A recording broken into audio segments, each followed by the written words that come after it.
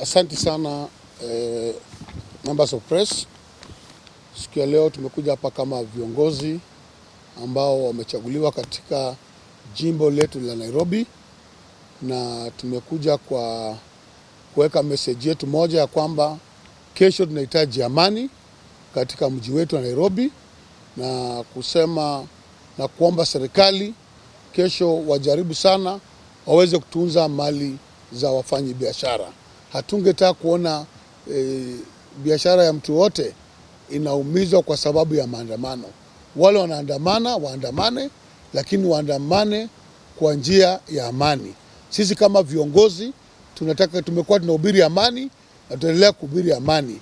Katika statement ambayo imesomwa na senator wetu, amesema kwamba sisi kama wanasiasa tunahitaji kuongea na watu wetu wa mitaa zile tunawakilisha, zile constituency tunawakilisha, ya kwamba kesho tunahitaji amani katika jimbo na nchi letu ya Kenya.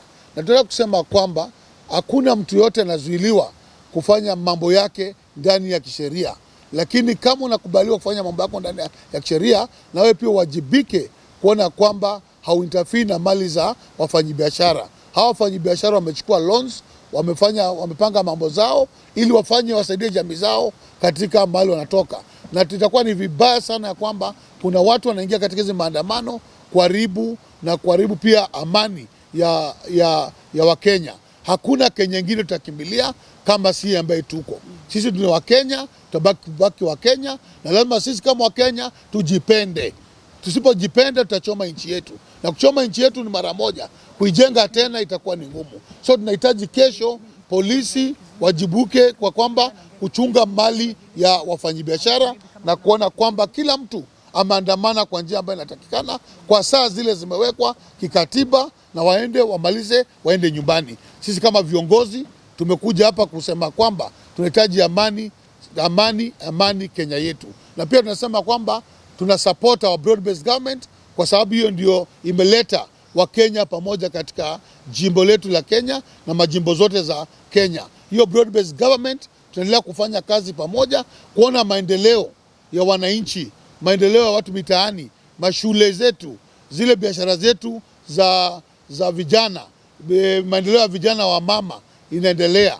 Nataka kumshukuru our president kwa sababu ako kwa mstari wa mbele kuona kwamba tunapata hayo maendeleo kupitia broad based government. Pia nataka kumshukuru our former prime minister, our party leader wa ODM kukubali kufanya kazi na Rais William Samoei Ruto kuona Kenya mbele na hao wafuate nyuma, na sisi pia tufuate nyuma. So tunapunguza viongozi wawili na wawache kukashifiwa, kwa sababu kufanya kazi pamoja si hatia, na ndio kwa sababu sisi kama ODM na watu wa UDA tuliweka mkataba pamoja kuona kwamba tumeleta Kenya pamoja, maendeleo iende mbele, sio vita, sio kusukumana. Tunataka kuona kwamba maendeleo ile inapatikana ikiweko. Nikimalizia kwa viongozi wetu wawili, Mheshimiwa Rais na mwenzake Raila Amolo Odinga, tunawapatia nguvu waendelee kushikana kuenda kusukuma Kenya mbele, ya kwamba Kenya ipate maendeleo ambayo inatakana ipatikane. Hata nimeona viongozi wengine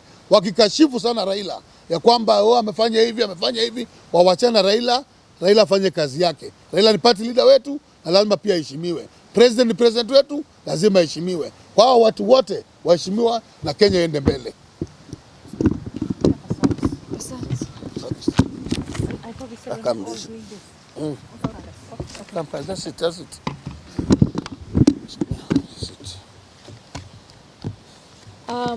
Good morning. The first thing I want to say is we have only one country, Kenya. And it might have a lot of challenges, but the way to solve the challenges are not through demonstrations that turn violent, protests that end up seeing people lose their rights, because one right cannot negate another right. Now, I have trended the whole of this week because of the public order bill. I want people to know that I meant that bill for the good of this nation, not to deter or curtail rights. In 2017, as your woman rep, I saw 97 dead, young dead people. And as ODM, we made sure that each and every one of them was buried with dignity but we could never replace the lives of those that have been lost. So for me, I want to say to all those that think hashtags are the way to go, and they're taking advantage of our youth and the situations that they find themselves in, those hashtags are not going to give jobs. Those hashtags are actually destroying jobs. So what I want to say is give the president and give the Right Honorable Raila Odinga and any leader of like mind a chance to solve the problems that we want to solve for this country.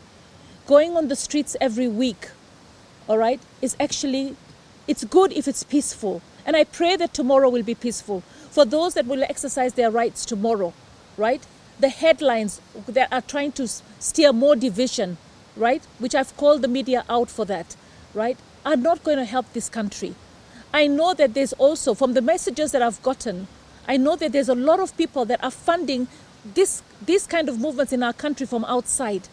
But remember, you live outside, but you're leaving the Kenyans here. Those who are saying invade the institutions of government, they are not on the front line to invade. It is our innocent children and families in despair that are going to lose their lives.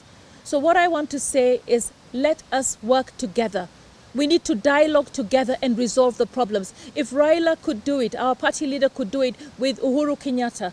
If our party leader again can do it with William Ruto, it shows that Raila has everybody in mind. He has this country's peace and prosperity in mind. So let us work together towards a peaceful Kenya. God bless Kenya, and God bless every citizen of this country.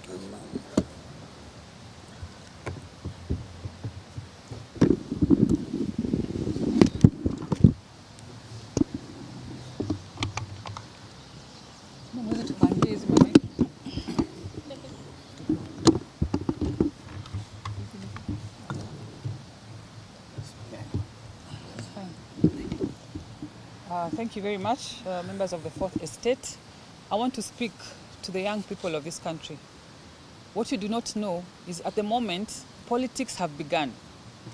And what you're seeing and what you would think like a positive revolution, or you think you're expressing your voice, has taken a political turn. Politicians are infiltrating what was your movement last year. It no longer has a Gen Z face. It no longer has a youth face of this country. It is a competition that has all the political connotation in it. So I want to ask you, and especially the youth in Nairobi, do not be used politically. We know you are peaceful youth. We know you because we've interacted with you. We know you mean well.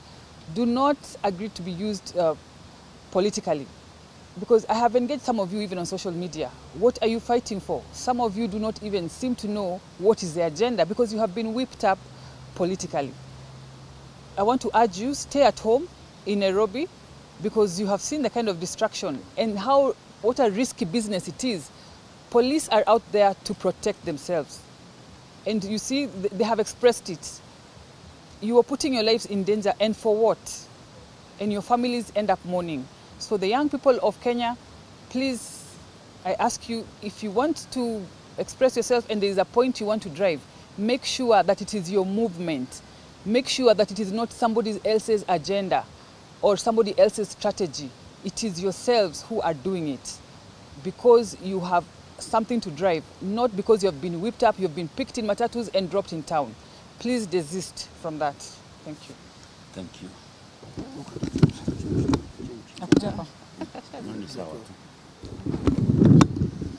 Thank you so much, members of the Fourth Estate, and we appreciate the fact that you came here to cover this space. I want to talk to the young people out there who, in my past life, I worked with in so many platforms. The shops that are being looted could easily be your parents' shop. That guy who is sending you out there will not show up, or maybe will just come to a funeral, maybe when you've met your death on the roads. It is very sad what this whole movement that had a lot under Gen Z has been taken over politically. Tomorrow, SABA should be a day for the young people to sit back and reflect and ask themselves, what is our main agenda. As you can see, politics has already started, campaigns are on, and your voice needs to be part of the next general election. But it won't be found in the streets. The big battle is coming in 2027. Go out there. When we are registering as voters, go out there and register to vote. That is where the main battle will be. It will not be found in the streets, it will be found in the ballots. And I want to ask you to come out and support the president with everything that he's doing right now. You can see how much economic empowerment that is going around through even our deputy president and the teams that are going to the villages there to meet our people and ask them what they want, what they need, and it is actually being done. Sit back tomorrow, call your leadership, start having an agenda about this movement. Only then will your voice that is already loud enough will also be heard in 2027. Thank you so much. May we have a peaceful SABA day tomorrow. Asanteni sana. Wacha nisisitize kidogo na Kiswahili kile kingine kisicho cha Kanairo. Nenda litu nini? Kikuyu. Kikuyu. They're requesting a Kikuyu. Yeah, it's okay. Kikuyu ni sawa. Nakubalika. Mkamba? Amna. Hapa kuna Mkamba. Shukran. Nisisitize niseme ya kwamba sisi kama viongozi tungetaka kuwaomba vijana wetu, madada zetu, mandugu zetu, kana kwamba hii ni nchi yetu, hatuna nchi nyingine.